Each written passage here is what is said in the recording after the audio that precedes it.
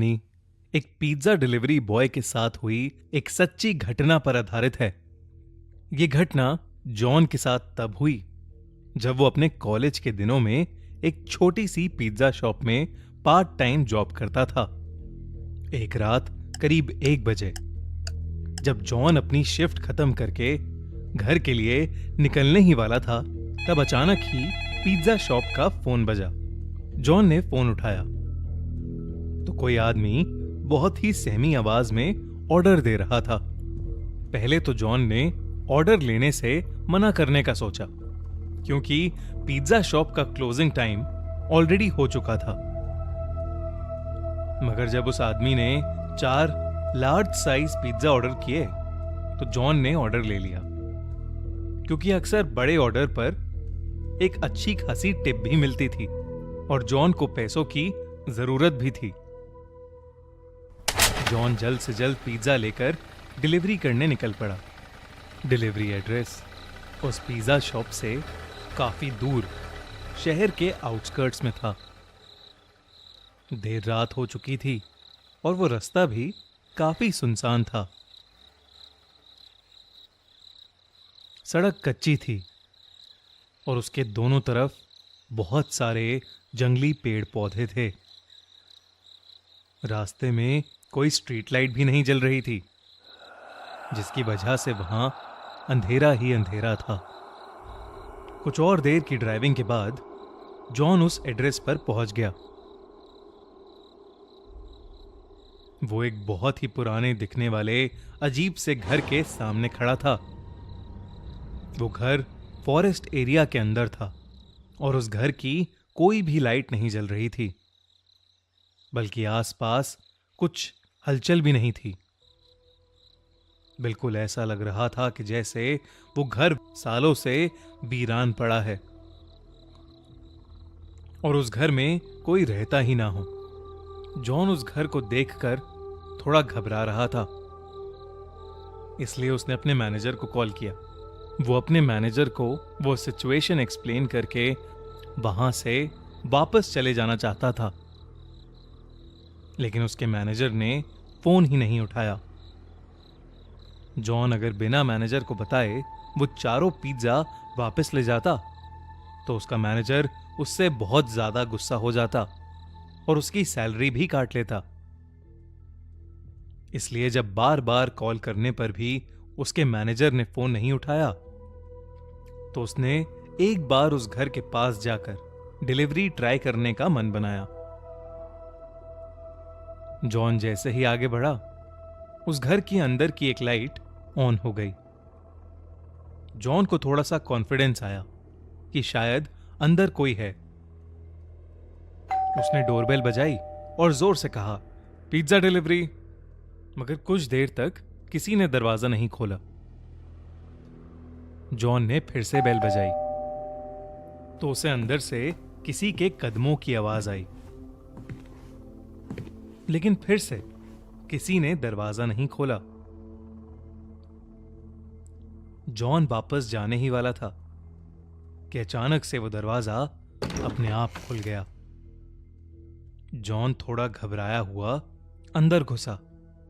Hall में एक dim सी light जल रही थी और वहां कोई भी नहीं था। जॉन ने आवाज लगाई, हेलो, कोई है? प्लीज अपना पिज्जा ले लीजिए।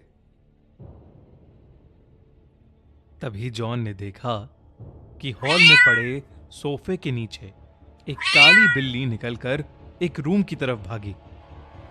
जैसे ही वो बिल्ली उस रूम में घुसी, उस रूम की लाइट्स और टीवी ऑन हो गया।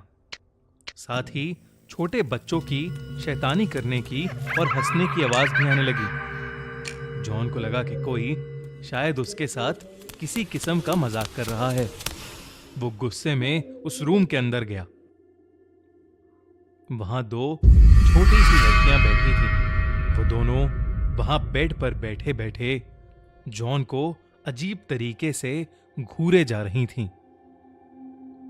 जॉन उनसे कहने लगा कि वो कब से डोरबेल बजा रहा है और वो लोग हैं कि दरवाजा ही नहीं खोल रहे।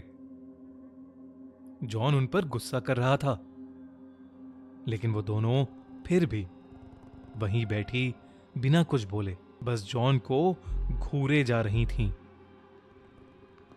जॉन ने फिर कहा, मैं पिज्जा देने आया हूं। तुम्हारे घर में कोई बड़ा है जिससे मैं पेमेंट ले सकूं?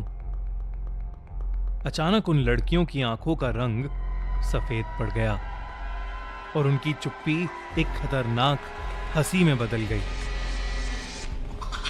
उन दोनों ने उस कमरे के दरवाजे की तरफ इशारा किया जो जॉन के ठीक पीछे था। जॉन पीछे पलटा तो वो घबरा उठा। उसके हाथ से चारों पिज्जा के डब्बे नीचे गिर पड़े क्योंकि उसके ठीक सामने एक भयानक औरत का साया खड़ा था। ये सब देखकर जॉन डर के मारे कांपने लगा। वो जैसे तैसे अपनी बाइक की तरफ भागा और वहां से निकल गया। उस औरत का साया और वो दो लड़कियां उस घर के दरवाजे पर खड़े हुए उसे जाते देख रहे थे। जॉन अभी कुछ ही दूर पहुंचा था कि उसे फील हुआ कि उसकी बाइक खराब हो रही है। एकदम से बाइक के घिसटने की आवाज आने लगी और बाइक बंद पड़ गई। सहमा हुआ जॉन बाहर निकला और उसने देखा कि उसकी बाइक का टायर पंक्चर था। उसने डर के मारे पुलिस को फोन मिलाया और जल्द से जल्द मदद मांगी। वो आसपास देखने लगा और अचानक ही उसकी नजर बाइक के रियर व्यू मिरर पर पड़ी, जिसे देखकर उसके पैरों तले जमीन खिसक गई। बाइक के पीछे उस औरत का साया और वो दो बच्ची खड़ी थीं। वो तीनों धीरे धीरे जॉन की तरफ ही आ रहे थे। जॉन हड़बड़ा के बाइक वहीं छोड़कर जंगल की तरफ दौड़ने लगा। दौड़ते दौड़ते वो बहुत थक गया और एक बड़े से पेड़ के पीछे जाकर छुप गया। वो बस अपनी जान के लिए दुआएं मांगने लगा कि कुछ ही देर में उसे दूर से पुलिस सायरन की आवाज आई और उसने अपनी बची हुई हिम्मत लगाकर अपनी बाइक के पास वापस दौड़ना शुरू कर दिया। वो वापस अपनी बाइक तक पहुंचा तो उसने देखा कि पुलिस उसकी बाइक की इन्वेस्टिगेशन कर रही थी। उसने पुलिस को सब कुछ बताया और उन्हें उस घर तक ले गया। पुलिस ने उस घर के अंदर जाकर जांच पड़ताल की, लेकिन उन्हें एक जंगली बिल्ली के अलावा उस घर में कोई नहीं मिला।